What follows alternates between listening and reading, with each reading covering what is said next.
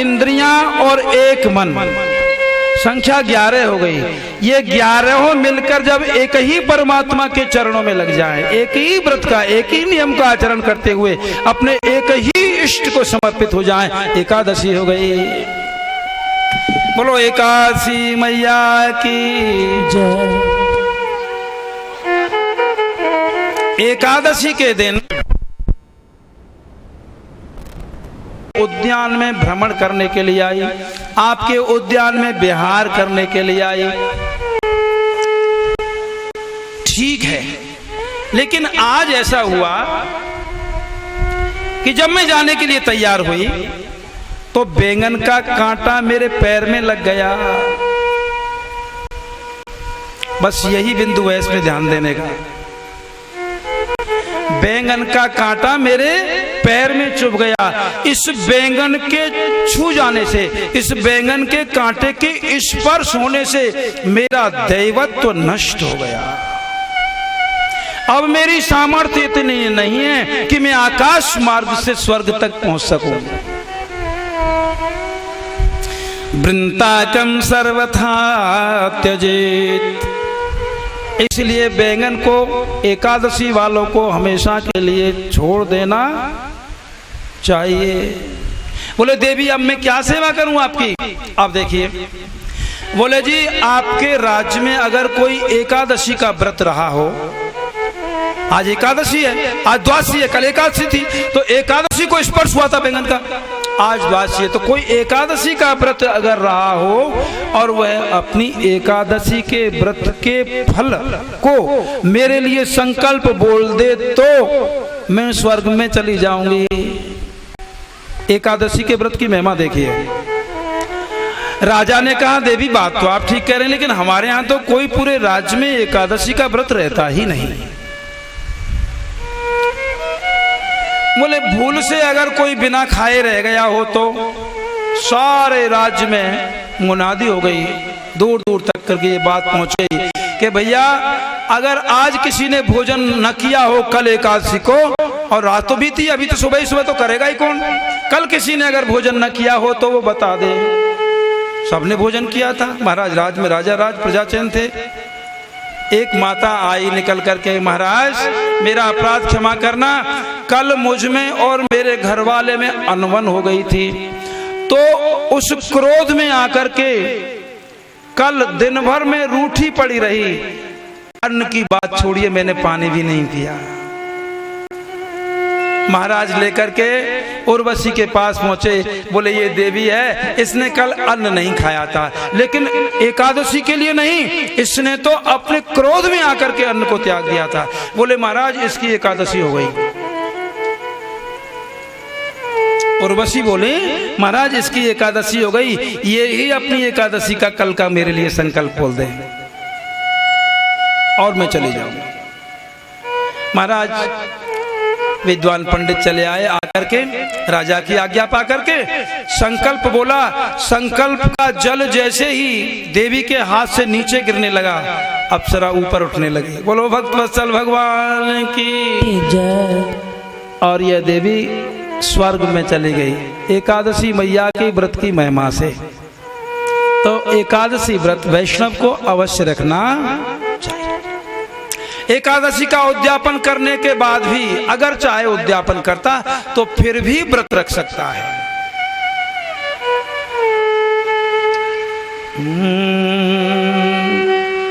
श्रवण सुने वही श्याम कथा, और शीश वही प्रभु को झुक जावे,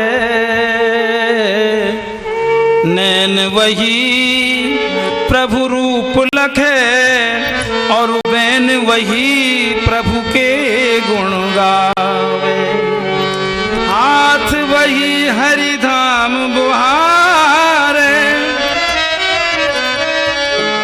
हाथ वही हरिधाम बुहारे, पाम वही चल तीरथ जावे,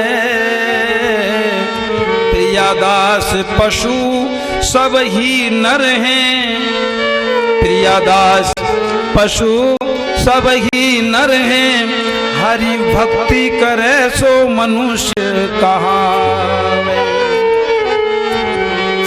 महाराज अम्बरीश महाराज एकादशी का व्रत रहे हैं बड़े आनंद के साथ।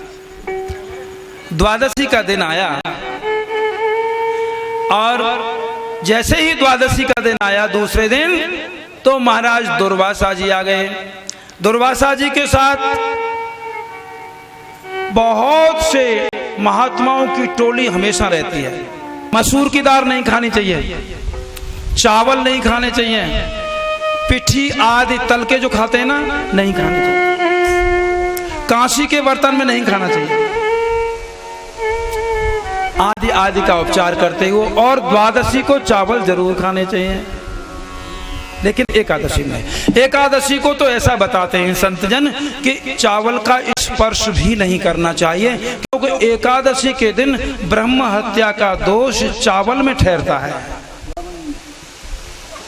बोलो भक्तवत्सल भगवान की।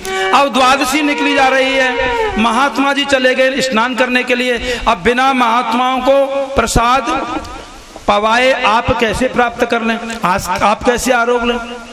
महात्मा का निमंत्रण लग चुका है। बड़ी चिंता, वशिष्ठ जी आ गए। राजन क्यों चिंतित हो? बोले महाराज द्वादशी निकली जा रही है, एकादशी का व्रत कैसे पूरा होगा? बोले कोई बात नहीं, शालग्राम का चरणामृत है, आप उसे ले लीजिए। चरणामृत लेने से पारायण हो गया, चरणामृत लेने से पारायण हो गया और द्वादशी में ही व्रत खुल गया। आप ये समझिए, गुरु की आज्ञा प्राप्त करके जैसे ही ये पारायण के लिए इन्होंने शालग्राम भगवान का चरणोदक आरोगा है कि दुर्वासा जी चले आए। राजन सावधान, तूने हमारा अपमान किया है। प्रसाद तो तुम्हें जब लेना चाहिए था जब पहले हमको आरोगवाते, तुमने हमारा अपमान किया है। दुर्वासा जी तो क्रोध के साक्षात अवतार हैं। राजन अब तू सावधान हो जा और मैं तुझे श्राप देता हूं। दुर्वासा जी जैसे ही क्रोध में आए, उन्होंने कृत्या को प्रकट किया। कृत्या ने प्रकट होकर के काली कलूटी कृत्या, लंबे लंबे दांत, बिखरे हुए बाल, और जैसे ही महाराज अम्बरीश को खाने के लिए उनकी तरफ दौड़ी, लेकिन चक्र सुदर्शनधारी भगवान ने तो दुर्वासा जी के कृत्या से पहले ही अम्बरीश की रक्षा के लिए चक्र को निर्धारित कर दिया था। जैसे ही कृत्या अम्बरीश की तरफ चली, चक्र घूमना प्रारंभ कर दिया और चक्र जो है कृत्या को मारने के लिए उद्यत हो गए। यह कृत्या चक्र के आगे जलकर के भस्म हो गई। फिर तो चक्र शांत नहीं हुए, फिर दुर्वासा जी की तरफ चले। अब दुर्वासा जी जलन महसूस करने लगे, देखा कि चक्र आ रहा है, ये चक्र तो मुझे मार करके समाप्ति कर देगा, जला ही देगा। तो दुर्वासा जी भागने लगे, ब्रह्मा जी की शरण में गए। बोले आपने वैष्णव का अपराध किया है, अतः जाइए, भगवान ही तुम्हारी रक्षा कर सकते हैं। महादेव बाबा ने भी ऐसा ही कह दिया। जब महादेव बाबा ने भी ऐसा ही कह दिया तो दौड़ करके गए महाराज और भगवान के चरण पकड़ लिए। भगवान के जब चरण पकड़ लिए तो भगवान ने कहा, दुर्वासा जी आपने मेरा अपराध नहीं, मैं अपने अपराध को भूल जाता हूँ। मैं अपने अपराध करने वाले अपराधी से इतना नाराज नहीं होता हूँ। जो मेरे भक्त का अपराध करता है बस वह मुझसे सहन नहीं होता। तुमने मेरे भक्त का अपराध किया है, अतः जाइए, मेरे भक्त से ही अपराध के लिए क्षमा मांगिए। अहम प्राण वैष्णवानां मम प्राणाश्च वैष्णवा न च व्यापी स्वतंत्रो भक्ताधीनो दिवानिशम। मैं तो दिन और रात भक्तों के ही अधीन रहता हूँ। जाइए और मेरा भक्त अम्बरीश तुम्हें अवश्य ही क्षमा कर देगा। महाराज ये दौड़े दौड़े गए हैं। अम्बरीश जी इन्हीं की प्रतीक्षा कर रहे हैं। और पूरा 1 वर्ष बीत गया है दुर्वासा जी को घूमते घूमते। चक्र की जलन शांत नहीं हो रही है, चक्र शांत नहीं बैठ रहे हैं। और इधर में अम्बरीश महाराज भी बिना कुछ खाए पिए इंतजार कर रहे हैं, प्रतीक्षा कर रहे हैं कि कब महाराज दुर्वासा जी लौट कर आए। अरे मेरे महात्मा को बड़ा कष्ट हो रहा होगा। पूरा 1 वर्ष बीत गया।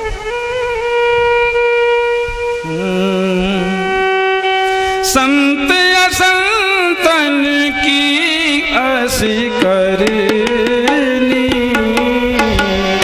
श्री राम की करने में इतना ही फर्क है, सज्जन और दुष्ट की करने में इतना ही फर्क है। संत कैसे हैं? जैसे चंदन का वृक्ष। असंत कैसे हैं? जैसे कुल्हाड़ी। यद्यपि कुल्हाड़ी चंदन को काटती है और चंदन में एक गुण है कि वो खुशबू देता है, काटने वाली कुल्हाड़ी को भी चंदन अपनी खुशबू से सुवासित कर देता है। ऐसे ही संत अपकार करने वाले दुष्ट को भी क्षमा करते हुए उस पर कृपा ही करता है। महाराज ये गए हैं जाकर के और बड़े भाव से दौड़े गए तो महाराज अम्बरीश ने इनको बड़े सम्मान से अगवानी की है और उनके चरण पकड़ लिए। महाराज आपने बड़ा कष्ट भोगा है। बोले भैया बाद में बात करना, ये चक्र मुझे जला देगा और उसकी जलन मुझे जलाए दे रही है, कृपा करके पहले इस चक्र को शांत कीजिए। फिर तो महाराज इन्होंने कहा प्रभु अगर मैंने मन क्रम वसन से केवल आप ही की सेवा की है और सब प्राणियों में आप ही के दर्शन किए हैं तो हे गोविंद, हे परमात्मा, हे भगवान, इस चक्र को आप शांत कर दीजिए। तत्काल चक्र शांत हो गए। फिर तो ऋषिवर दुर्वासा जी शांत होकर बैठ गए। फिर तो उनकी सेवा पूजा करके उनको प्रसाद आरोग पाया है और 1 वर्ष बाद अम्बरीश महाराज ने भी प्रसाद पाया है।